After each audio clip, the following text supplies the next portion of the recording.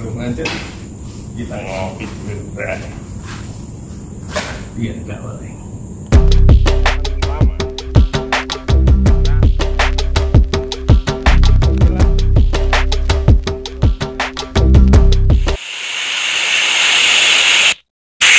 Assalamualaikum warahmatullahi wabarakatuh. Ketemu lagi dengan saya Muhammad Aan Anwaruddin di channel YouTube Pedang Golok Nusantara.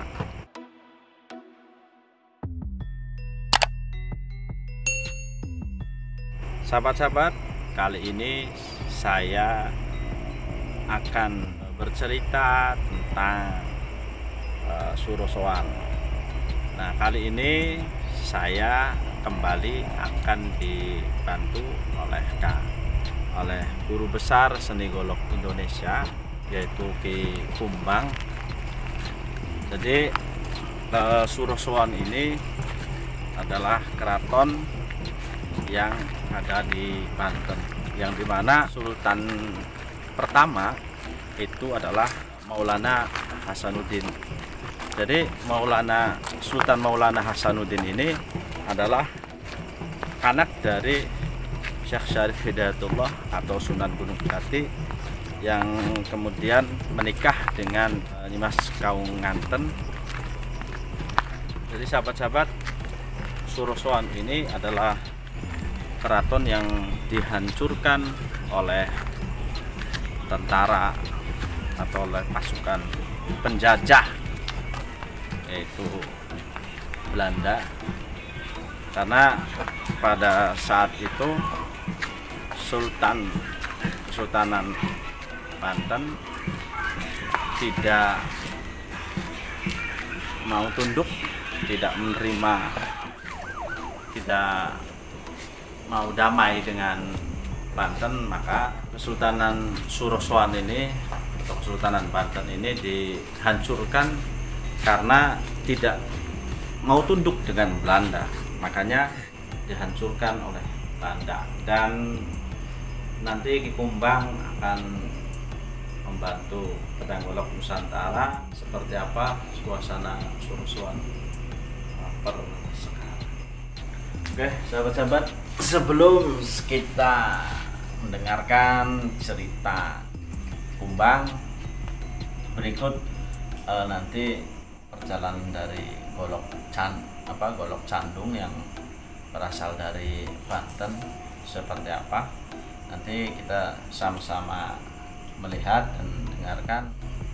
Tapi sahabat-sahabat, sebelum sahabat-sahabat mendengarkan Surosoan seperti apa, kita ngopi dulu, Bray. Yeah. Biar nggak oleh. Adalah wilayah pelabuhan era Kesultanan Banten pada saat pertama kali. Jadi ini adalah pelabuhan lama. Jadi ini adalah pintu masuk pelabuhan pada zaman dahulu. Sekarang ini berada sekitar di wilayah Pabean, Kecamatan Kasemen, wilayah Banten lama. Nah ini kapal-kapal dari Eropa maupun wilayah Banten lainnya bersandar di sini dan akan masuk melalui benteng Spelwijk yang ada di sebelah sana atau di depan Wihara Balokitesvara. Gitu. Jadi ini pada zaman dahulu, era-era Kesultanan, masyarakat yang datang dari luar daerah ataupun yang datang dari Eropa akan bersandar di wilayah ini. Penghancuran Surosoan oleh Daendels. Pada tahun 1789 terjadi revolusi Prancis di bawah pimpinan Napoleon Bonaparte yang mengguncangkan Eropa. Sebagian besar Eropa dikuasai Prancis, kecuali Inggris. Belanda pun dapat dikuasainya tahun 1807, sehingga otomatis daerah jajahan Belanda termasuk Pulau Nusantara berada di tangan Prancis. Louis Napoleon, adik Kaisar Napoleon yang diberi kuasa di Belanda, mengangkat Herman William Daendels sebagai gubernur jenderal di Kepulauan Nusantara. Ia datang di Batavia pada tahun 1808 dengan tugas utama mempertahankan Pulau Jawa dari serangan tentara Inggris yang berpangkalan di India. Untuk tugas tersebut, Daendels membangun sarana-sarana pertahanan, jalan-jalan, pos-pos, personil, barak militer, benteng, pelabuhan, rumah sakit, tentara, dan pabrik mesiu. Semua itu harus segera diselesaikan dengan dana serendah mungkin, karena memang dana dari negeri Belanda tidak bisa diharapkan. Untuk itulah dilakukan rodi atau kerja paksa, yaitu para pekerja tanpa upah. Pekerjaan pertama adalah membuat pangkalan angkatan laut di ujung kulon. Untuk itu, Daendels memerintahkan kepada Sultan Banten mengirimkan pekerja rodi sebanyak-banyaknya. Tapi karena daerahnya berawa-rawa, maka banyak pekerja yang mati, terkena hawa beracun atau penyakit malaria atau melarikan diri. Keadaan ini membuat Daendels marah dan menuduh Mangkubumi warga Direja sebagai biang keladi larinya pekerja-pekerja itu. Melalui utusan Sultan yang dipanggil datang ke Batavia, Daendels memerintahkan supaya Sultan harus mengirimkan 1000 orang rakyat setiap hari untuk dipekerjakan di ujung kulon, menyerahkan Pati Mangkubumi warga Direja ke Batavia. Sultan supaya segera memindahkan keratonnya ke daerah Anyer, karena Surosoan akan dijadikan benteng Belanda. Sudah tentu tuntutan ini ditolak oleh Sultan Aliuddin. Mengetahui sikap Sultan yang demikian, dengan segera dan sembunyi-sembunyi dikirimnya pasukan dalam jumlah besar yang dipimpin Daendels sendiri ke Banten. Yang 2 hari kemudian pasukan ini sampai di perbatasan kota. Kemudian diutuslah Komander Philip Peter Dupuy dengan beberapa orang pengawalnya ke istana Surosoan untuk menanyakan kembali kesanggupan Sultan, tanpa memberitahukan bahwa pasukan Belanda sudah disiapkan di luar kota. Namun karena kebencian yang sudah memuncak kepada Belanda, Dupuy dan seluruh pengawalnya dibunuh oleh pasukan pengawal keraton di depan pintu gerbang benteng Surosoan. Mengetahui keadaan utusannya itu, Daendels segera memerintahkan pasukannya untuk menyerang istana Surosoan. Pada hari itu juga, yakni tanggal 21 November 1808, serangan yang tiba-tiba ini sangat mengejutkan dan memang di luar dugaan, sehingga Sultan tidak sempat lagi menyiapkan pasukannya. Prajurit-prajurit Banten dengan keberanian yang mengagumkan mempertahankan setiap jengkal tanah airnya, tapi akhirnya Daendels dapat menumpas semua itu. Surosoan dapat direbutnya, Sultan ditangkap dan diasingkan ke Ambon, sedangkan Patih Mangkubumi dihukum pancung dan mayatnya dilemparkan ke laut. Selanjutnya, Banten dan Lampung dinyatakan sebagai daerah jajahan Belanda. Tangerang, Jasinga, dan Sadang dimasukkan ke dalam teritorial Batavia. Dan sebagai Sultan Banten, diangkatlah putra mahkota dengan gelar Sultan Wakil Pangeran Suramanggala 1808 sampai 1809. Walaupun masih bergelar Sultan, namun kekuasaannya tidak lebih dari seorang pegawai Belanda. Sultan tidak mempunyai kuasa apa-apa dengan gaji 15.000 rel setahun dari Belanda. Tindakan kejam Daendels ini menimbulkan kebencian rakyat kepada Belanda semakin memuncak. Perampokan kapal-kapal Belanda sering terjadi. Demikian juga pengacauan-pengacauan di darat yang digerakkan oleh para ulama. Mereka bermarkas di daerah Cibungur, pantai Teluk Marica. Serangan pasukan Belanda ke daerah ini tidak berhasil. Bahkan serangan yang dipimpin Daendels sendiri pun dapat dipukul mundur. Daendels mencurigai Sultan sebagai dalang kerusuhan tersebut. Untuk itu, bersama pasukannya ia datang ke Banten. Sultan ditangkap dan dipenjarakan di Batavia, sedangkan benteng dan istana Surosoan dihancurkan dan dibakar pada 1808. Ini adalah Benteng Surasoan yang merupakan saksi bisu dari kejayaan masa Kesultanan Banten yang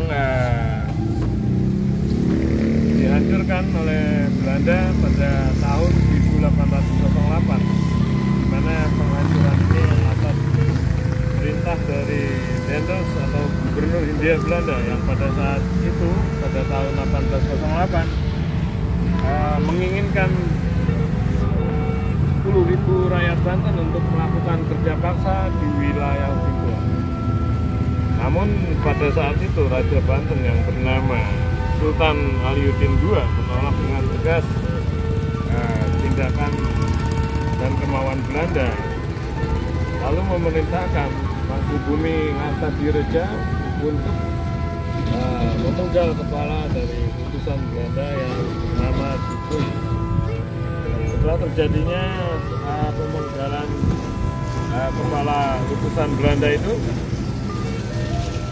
maka pemerintah Hindia Belanda mengirimkan pasukannya ke Banten untuk menghancurkan kerajaan Kesultanan Banten.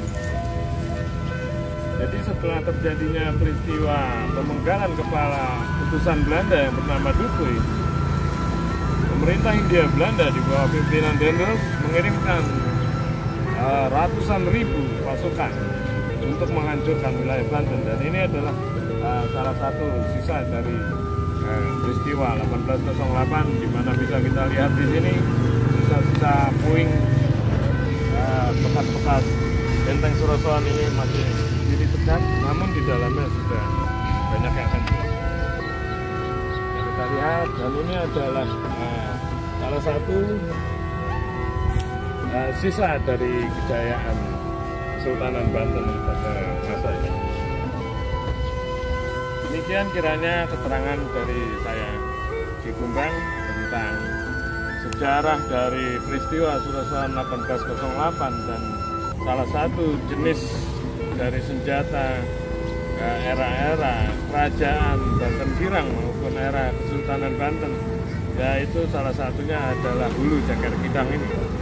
Jadi hulu golok cakar kidang ini mempunyai filosofi seorang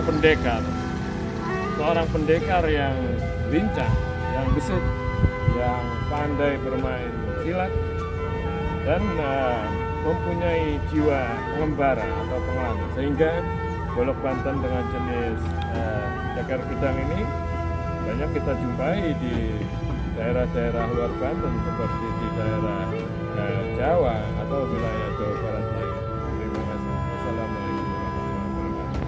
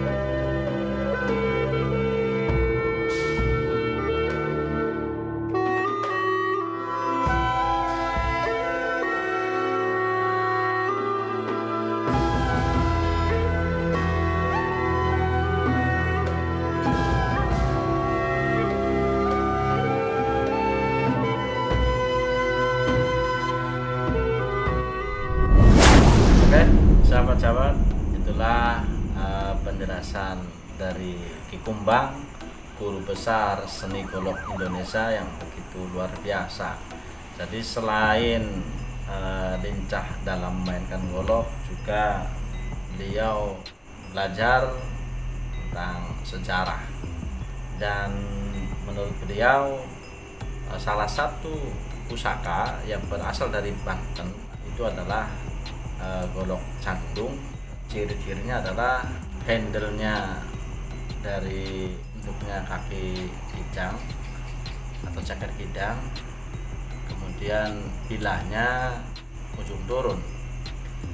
Jadi kalau di Banten golok seperti itu disebutnya golok candung, sahabat-sahabat. Walaupun golok tersebut banyak dijumpai juga, bahkan di Kerawang kalau golok tersebut namanya golok perahu nangkuk atau golok lupuk. Kalau di Jakarta kalau nggak salah namanya golok cakung, sahabat-sahabat. Itulah sahabat-sahabat yang bisa saya sampaikan. Kalau ada kekurangan atau kesalahan, saya mohon maaf yang sebesar-besarnya.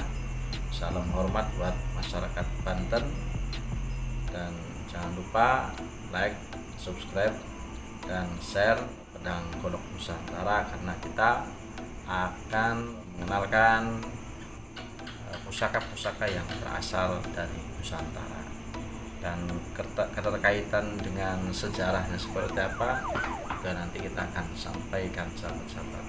Oke, sahabat-sahabat, salam budaya, salam lestari. Assalamualaikum warahmatullahi wabarakatuh.